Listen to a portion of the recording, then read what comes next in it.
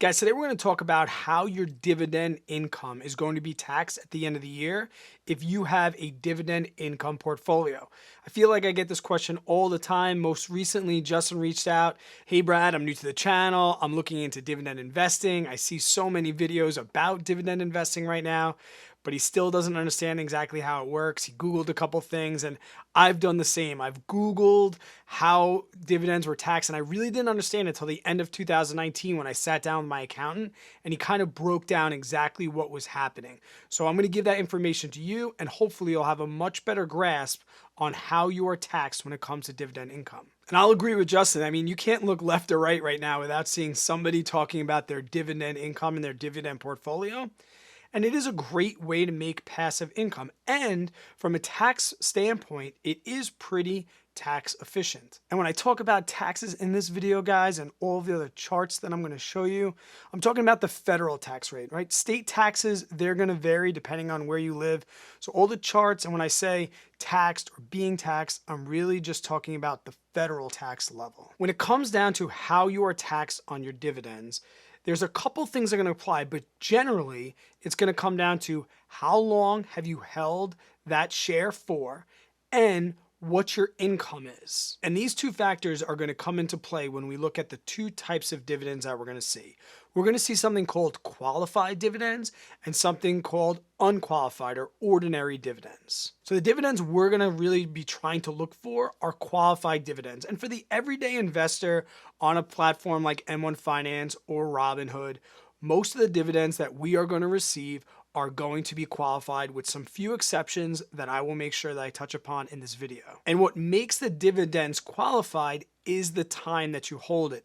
Now, the IRS's wording on this is super confusing. I'll show you. This is exactly what the IRS code says. It says that shares must be owned by you for more than 60 days of a holding period, which is defined as 121-day period that begins 60 days before the ex-dividend date or the day on which the stock trades with the dividend priced in. Okay, what the heck does that mean?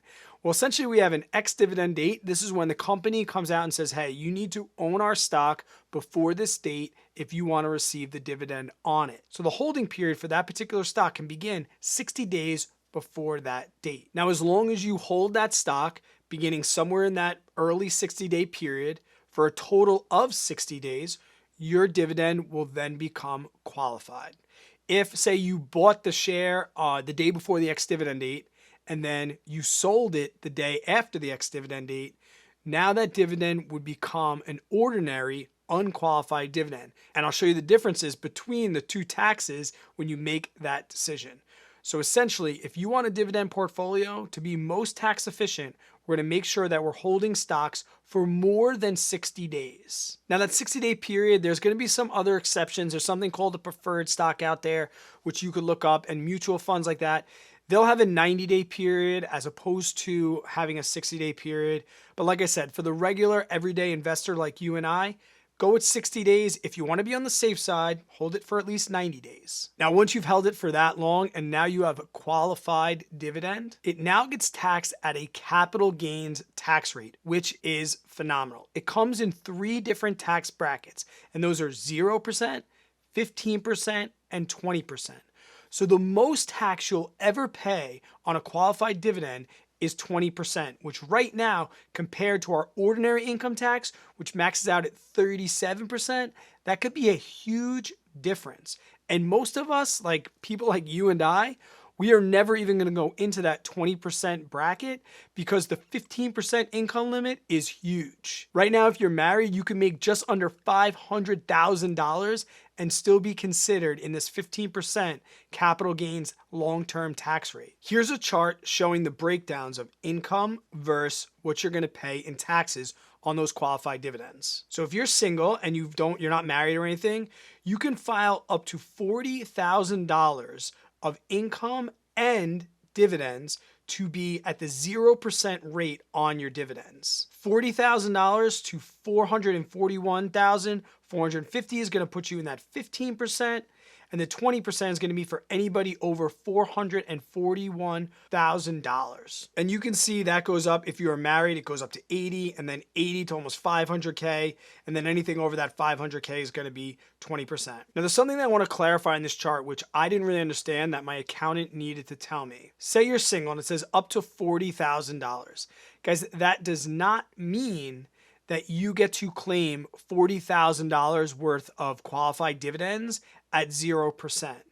That means that say you have $30,000 in ordinary income and $10,000 of dividends, that means you're going to pay your ordinary tax rate on your income, the $30,000, and that $10,000 that you paid in dividends, that will be 0%. So if you're say in retirement and you don't have any ordinary income, so your ordinary income for the year is 0, that means that you can take in $40,000 worth of qualified dividends at no tax rate. And if you're married filing jointly and you and your spouse have no income coming in whatsoever, you get a 0% tax rate on $80,000 worth of qualified dividends.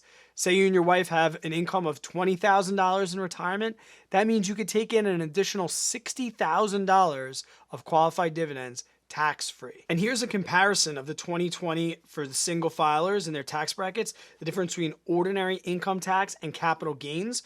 You can see that when we're up around 12% ordinary income, okay, we're at 15%, but then you can see the income tax rate really start to skyrocket down to 37%, where the capital gains on dividends is going to stop at 20% and isn't going to reach that 20% threshold to, like I said, $441,450. And the same holds true if you are a joint filer and you're married, you can see the difference between your ordinary income tax and your capital gains rate. So if you are taking unqualified dividends, look at the difference in taxes you're going to pay. Unqualified dividends, you're going to be at your regular income tax rate. But if you hold them for the long period of time that you need to, that's 61 or up to 90 days, look how much percentage you save in taxes. Now, there are a few types of dividends that do not qualify, meaning they can never be qualified dividends. Some of these, which I have know nothing about, so you have to look into it. But one major thing that I do deal with, and I think a lot of people out there do that never will qualify for qualified dividends, are REITs, real estate investment trusts. All the dividends from REITs, guys, they are going to be taxed at your ordinary income tax rate. So whatever you pay, wherever your tax bracket is, okay, that's what you are going to pay on the dividends for a REIT. Other things that don't qualify are master limited partnerships. You'll see them called MLPs. Companies that have employee stock options, those will never qualify. And other tax-exempt companies that pay out dividends, those will never be qualified either. The last thing that I'm not too positive about, only with a little bit of research, if you're a pro in this, you can leave them down in the comments below, and that's the dividends on foreign companies. Now, I know here in the United States, we do not withhold taxes from our dividends, meaning we get paid the money and then we have to pay taxes later on them. Some foreign countries, they take out that withholding before the dividends are paid. Also, because they're not United States companies, you have to pay whatever that company's dividend tax rate is. Here's a chart showing the dividend withholdings for some of the major countries. You got Australia, Canada, China, France, India. Like I said, guys, I don't have any experience with foreign or international dividends. If you do, that's just something you're going to have to ask your accountant. But that's really all I know, is that you are not going to be taxed the same way with foreign companies as you are with the dividends from companies based right here in the United States. So for the most optimum way to get tax on your dividends, guys, we're going to be holding them for as long as possible. And if you have a dividend portfolio, you're probably in it for the long term anyway. So you should be good. Those are going to be qualified and most likely going to be either 0 or 15% depending on your income. And remember, guys, this video is being done by me, Brad Finn. I am not a tax professional, so take what I say with a grain of salt. Before you make any moves, just ask your CPA. That's what I did, and that's what you should do. This is just really to help you out and tell you about the things that I've learned, and the things that I've learned could be incorrect. If you have any corrections on the things that I've said, please leave them in the comments below. I appreciate it. Please help me add value to the video and the other people that might view it. Good luck with your dividend portfolio, guys, and until I see you on the next one, stay positive, work really, really hard, always be kind to other people.